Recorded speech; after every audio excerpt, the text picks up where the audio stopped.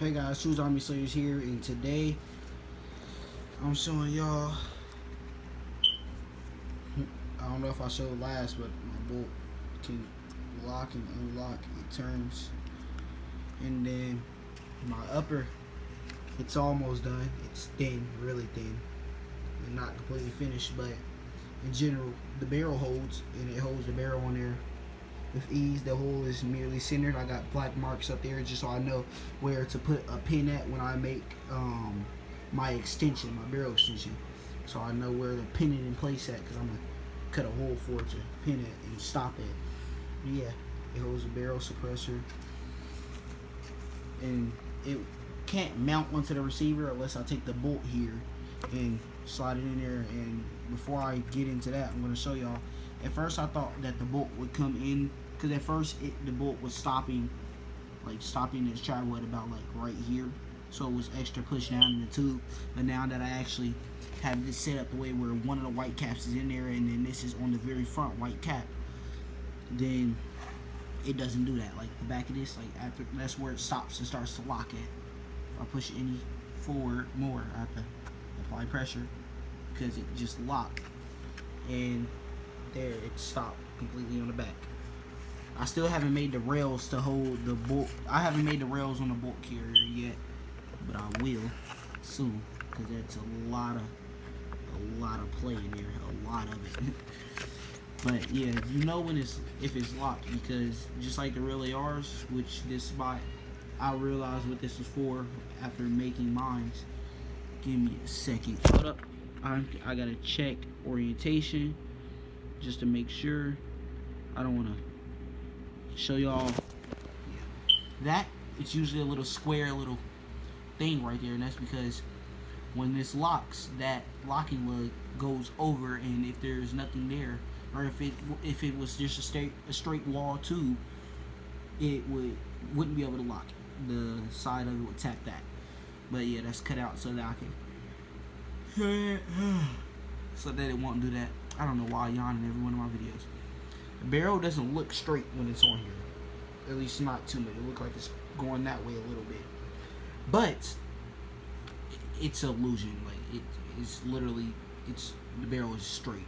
Like you can look down the inside and everything. The barrel is straight. I showed y'all at the start of the video. But yeah, to get this to go on right now, since I'm not done and the bottom's not flat and the trigger just comes over a little bit too much, which I gotta trim down. To get it to actually lock, I have to pull the bolt carrier as far back as I can, probably there, and then I have to basically push that into the buffer tube, which I am going to do real quick. Actually, I think I can do it like this, because to get past the hammer, you got to push that down enough. Then take and then the bolt carrier can be pushed the rest of the way down. And once it's pushed the rest of the way down, then the upper pretty much sits on there like, hold up, the upper sits on there like that, and that gives me an idea of the overall length, which is longer than my arm. It's about, if I was to hold it from the top of the suppressor and hold the stock on my shoulder, it's about the size of my arm, if y'all can see it. I don't know how much y'all can see, but it goes basically from my shoulder all the way to the tip of my finger. So yeah, it's pretty long. And another thing, I bought some fishing weights, mainly for fishing, but obviously, but if I can dig through my pocket, because I put one in there that I modified, they just so happen to be the diameter of a little bit bigger than 300 Blackout, because 300 Blackout is a 308 caliber. Just, you can see the mark, but it's a little, literally a very little step. So I can take this casing and this lead thing, which I had to put a small nail through and put super glue and baking soda at the back so that it's not hollow. But basically, y'all can see, you can push this down in there. I think I can do it with 2 hands, with 1 hand. Slowly but surely. I gotta do it too, but give me a second. That's what I would call the bullet fully on there. But basically, that's it. I'm gonna be shooting lead.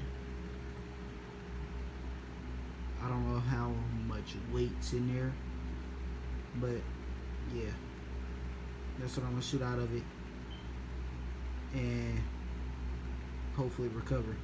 This is the main thing I want to shoot out of it though, because they're only like $1 a pack.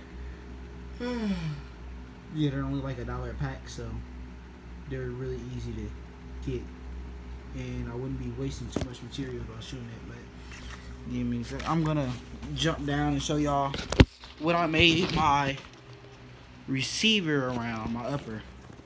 So basically, this pipe came from a trampoline, and it's perfect for my dimensions.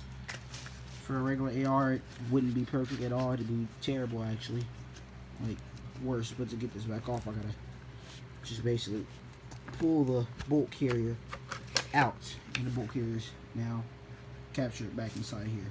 But that'll slide back out, and yeah, basically what I did was took this pipe and I slotted that old receiver out. But as I was cutting it out, I slotted it on here. When I got done, I went to the store today, got a wooden dowel, some wooden dowels, and that goes in there all the way to the front, all the way, yep, and it stops right there. But generally what I did was I kept that in there, put layers around after cutting everything out the right way, or close to the right way as I can, including the long channel down there, because when I take this out, this wooden dowel can't fall down into the receiver because it's a little rugged down there, so it can't fall down. But that's good. But in general, that's where the charging handle is going to be,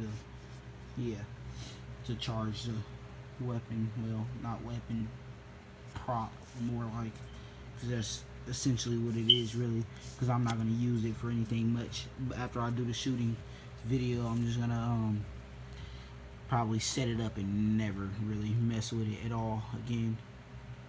But yeah, I got a couple ideas of how I'm going to make that little domey piece, but right now I gotta add one more layer to this because it's not the same as the rest of the receiver. That's why it's not matching. In the top, I'm not gonna do anything with the top yet. I'm gonna look up I'm gonna make it Picatinny. Yeah, Picatinny rail, if I do it right. But yeah, I also gotta cut the slot for the forward assist, because mine's is gonna have that. I'm not gonna do that until I finish the upper mostly. Same thing with the little brass deflector, and that this channel is cut out a little bit too small, so I gotta cut it a little bit down there to make it bigger. But before I do that, I'm just gonna finish layering up everything, and then take a Dremel to it, and that Dremel. And take the Dremel to it and cut it all out, and then clean everything up, make sure that all the edges got super loose so nothing comes apart. And yeah, what I'm about to do right now is take that Dremel that I just showed and Dremel down the sides of the trigger so that it can clear it basically, and it sits lower and not at an angle upwards. And then I'm also gonna finish layering this all the way up to where it needs to go, at least the sides and the bottom.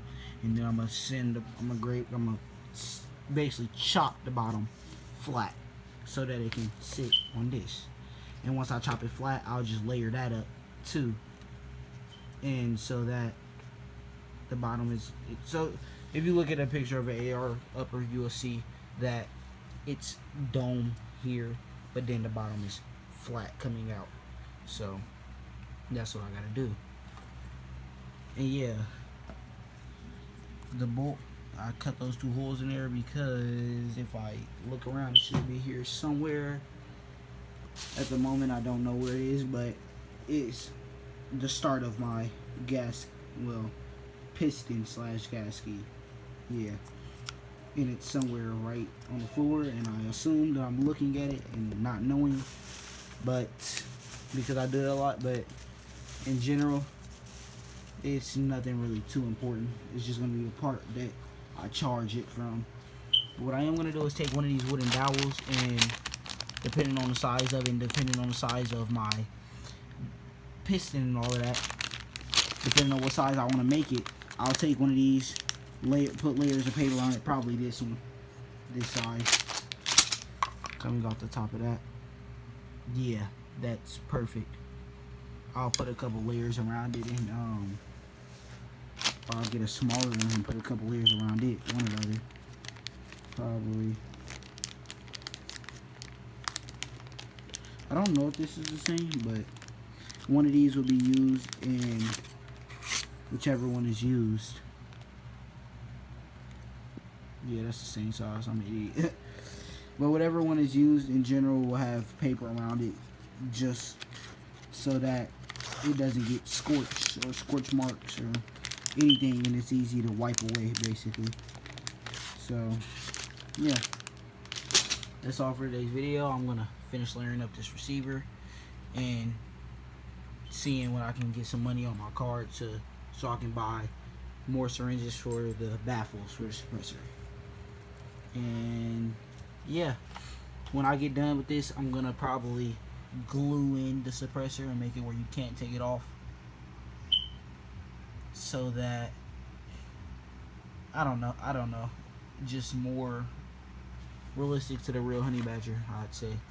But anyways, and plus the barrel's only like this long, literally. Like past that there's no, right there, and past that there's like no rifling, the rifled part of the barrel. The rest of the barrel is back in here at the end of this pipe, wherever it is. But in general, it has a short barrel and a stock. Not yet, but since it's a replica, I shouldn't get in any trouble, and if there is any problems, then shoot, I can just change it anytime, because it's paper and you can do a lot. Well, I can do a lot.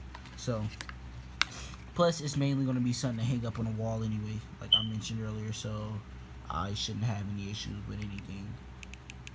And plus, if I have issues and the other people that I've seen do this don't, then something's gonna have to be done about that, because it got to be the same for everybody, not just me. Forget that. But yeah, in general, this is gonna be something I hang up on the wall as a prop.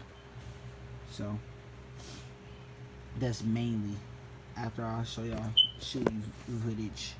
But yeah, that's all for the video. And if you like, feel free to like and subscribe if you want. It's up to you. It's free. So hope you like the video. Goodbye.